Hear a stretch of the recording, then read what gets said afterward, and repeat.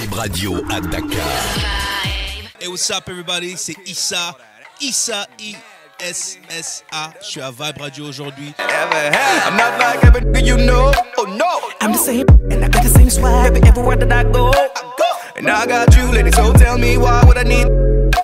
But my time is money, and my money is time. So we can't take it too slow. Too slow. So girl, just let me know, let me know.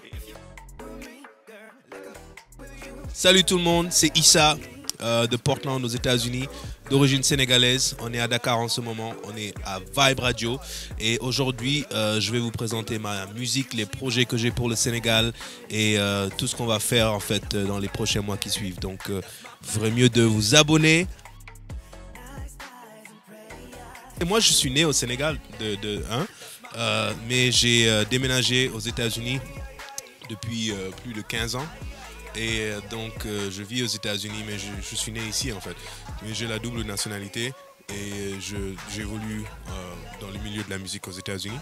En 2012, j'ai eu à faire une série de concerts avec Akon, ce qui m'a donné l'opportunité de continuer indépendamment dans ma musique. Et là, je suis finalement de retour après 10 ans pour me représenter au public sénégalais. Et puis collaborer avec les artistes sénégalais et voilà, revenir quoi. Je suis parti aux États-Unis à 15 ans. Ouais, entre 15 et 16 ans. Ça faisait très longtemps que je n'étais pas revenu. Mais comme on dit, ma mère me le dit toujours, un bout de bois dans l'eau ne sera jamais un crocodile. Donc il faut toujours revenir se ressourcer et puis voilà, revenir à la réalité quoi. J'ai travaillé dans le milieu de la banque, j'étais banquier, j'étais dans le milieu du marketing aussi. Pendant un moment, j'ai fait ma propre compagnie pour faire du marketing sur les réseaux sociaux comme Facebook, comme Instagram, comme aussi sur Google. Donc c'était plutôt aider les business à se placer sur ce genre de réseau, avoir plus de visibilité. Mais ensuite, depuis l'année dernière, j'ai pris en fait, j'ai eu l'opportunité de me focaliser et de me concentrer sur la musique. Comme par hasard, j'étais dans ma chambre d'étudiant et j'envoyais tout le temps mes sons, je mettais mes sons en ligne. J'ai un message qui vient comme ça là et qui me dit que nous sommes liés à Akon et il a entendu votre son. Il a beaucoup aimé, je pensais que c'était une blague. Et donc, en fait, quand on me l'a présenté, ils m'ont acheté un ticket pour aller le voir de Portland à Atlanta. C'est de la côte ouest à la côte est. C'était un voyage vraiment très, très spécial, quoi. Donc, je l'ai rencontré, j'étais un fan, quoi. Même quand je l'ai rencontré en tant que musicien, j'étais toujours un fan. Mais cette rencontre m'a donné beaucoup de confiance en moi parce que c'est comme si tu rencontres toi tu es un apprenti et tu rencontres ton maître, tu vois. Donc ça m'a donné la confiance qu'il me fallait pour maintenant aller d'apprenti et être maître de mon propre domaine, tu vois. Parce qu'au départ, moi, c'était plutôt, voilà, j'étais inspiré par Akon, j'étais inspiré par Sean Paul, j'étais inspiré par Jason Derulo, j'étais inspiré par beaucoup d'artistes. Donc au début, quand tu commences dans tout art, tu imites jusqu'à ce que tu maîtrises. Tu imites d'abord, ensuite tu maîtrises.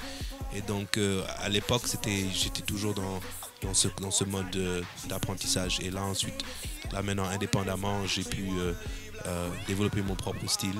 Et donc voilà quoi. Bon, maintenant voilà, je suis juste indépendant quoi. Mais on a fait des tournées. Il m'a invité à faire des shows avec son public au Canada, Montréal, Toronto. Et c'était vraiment très bien. Donc je le salue.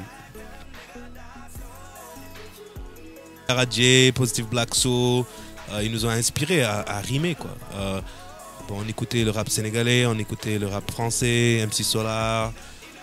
C'est là où on a commencé à rapper quoi. Ça c'était du temps où je rappais en français. Donc, mais ceux-là c'était plutôt les deux groupes les plus, tu vois, qui m'ont influencé le plus du point de vue rap sénégalais. De nos jours DJ Awadi, shout out DJ Awadi, qui continue à faire sa musique. Human, Fada Freddy, tu vois, c'est tous des grands artistes, quoi. Le son Bambi, de quoi ça parle? En fait, je voulais, bien que ça soit en anglais, je voulais vraiment exprimer la beauté de la femme africaine dans ce morceau. Donc Bambi, déjà, ça parle de la beauté de la peau noire. Je trouve que c'est quelque chose qui n'est pas très partagé ou utilisé dans le rap. Tu vois beaucoup de vidéos, en général, tu vois les vidéos de rap, c'est des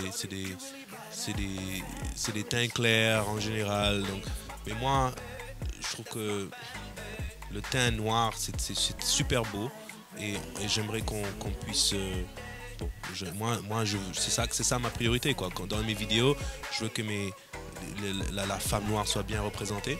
Donc dans Bambi, on a trouvé des Sénégambiennes et qui sont venues depuis Seattle et qui ont participé à la vidéo.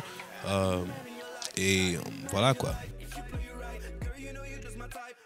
On peut s'attendre à de très bonnes choses, des choses très intéressantes. Akil, on a fait un bon meeting, il y a la vibe, donc on va bosser sur des trucs donc, pour le public sénégalais et d'autres artistes aussi. Tu verras d'autres photos et d'autres contenus sur mes pages comme Instagram là, et tu verras d'autres artistes avec lesquels on va bosser et ce sera des sons vraiment...